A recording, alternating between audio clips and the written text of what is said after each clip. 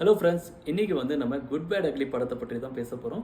So good bad ugly படம் Ajith Kumar sir கரியர்லேயே best மூவியா இல்லை ஃபர்ஸ்ட் மூவியா, ஸோ இதை பற்றி தான் டீட்டெயிலாக பேச போகிறோம்.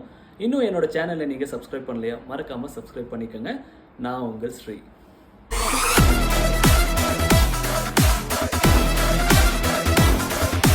குட் பேட் அக்லி இந்த படத்தில் பாசிட்டிவ் இருக்குது, நெகட்டிவ் இருக்குது.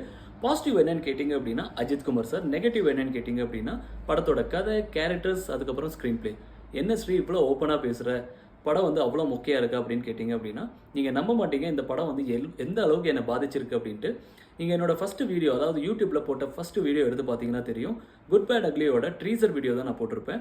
ஏன்னா அந்த அளவுக்கு நான் ரசித்து பார்த்த ஒரு அஜித் குமார் அந்த ட்ரீசரில். ஏன்னா எல்லா கேரக்டரையும் அதில் கொண்டு வந்தனால நான் நினச்சேன் இந்த படம் வேறு லெவலில் இருக்க போகுது, பிளாக் பஸ்டர் ஆக போகுது அப்படின்னு நினச்சிட்டு இருந்தேன்.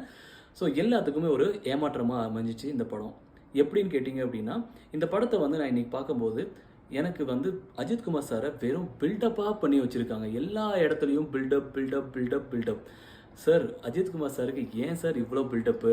ஏன்னா அவரோட படோட லிஸ்ட்டெல்லாம் நான் எடுத்து பார்த்தேன் அப்படின்னா பில்லாக எடுத்து பார்த்துக்கோங்க. பில்லால் எந்த இடத்துல நம்ம பில்டப் பண்ணியிருப்பாங்க? எங்கேயுமே பில்டப் இருக்காது. அவர் நடந்து வந்தாலே ஒரு மாசாக இருக்கும், பேசினா ஒரு மாசாக இருக்கும், அவர் கண்ணாடி மாற்றினாலே ஒரு மாசாக இருக்கும். ஸோ இந்த மாதிரி ஒரு மாசான ஹீரோவை நீங்கள் இந்த அளவுக்கு பில்டப் பண்ணி ஒரு டம்மி பீஸ் மாதிரி பண்ணி வச்சிட்டீங்க. ஆதிக் ரவிச்சந்திரன், உங்களோட மார்க் ஆண்டனி படம் நான் பார்த்தேன், வேறு லெவலில் இருந்துச்சு. எனக்கு ரொம்பவே பிடிச்ச படம் அது. அதில் எஸ்ஜே சூர்யா ஆகட்டும், விஷால் ஆகட்டும், வேறு லெவலில் ஆக்டிங் பண்ணியிருந்தாங்க. ஸ்க்ரீன் பிளேஸ் ஆகட்டும், படோட கதை ஆகட்டும் ரொம்பவே நல்லா இருந்துச்சு. ஆனால் நீங்கள் ஒரு பெரிய அஜித் ஃபேனு, ஆனால் நீங்கள் இந்த படத்தை ஏன் இந்த அளவுக்கு நீங்கள் சொதப்பி வச்சுருக்கீங்க? படத்தோட கேரக்டர்ஸும் சரி, எதுவுமே சரியில்லை, கதையும் சரி ரொம்பவே ஸ்ட்ராங்காக இல்லை. ஸோ படத்தில் சென்டிமெண்ட்டும் பார்த்தாலும் சரி அந்த அளவுக்கு ஸ்ட்ராங்காக இல்லை. ஸோ எனக்கு ஒரு பெரிய ஏமாற்றமாகவே இருந்துச்சு. ஸோ ஃப்ரெண்ட்ஸ், நீங்கள் இந்த படத்தை போய் பாருங்கள். உங்களுக்கு இந்த படம் பிடிச்சிருந்துச்சா?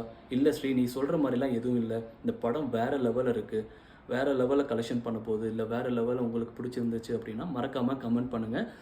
நான் உங்கள் ஸ்ரீ.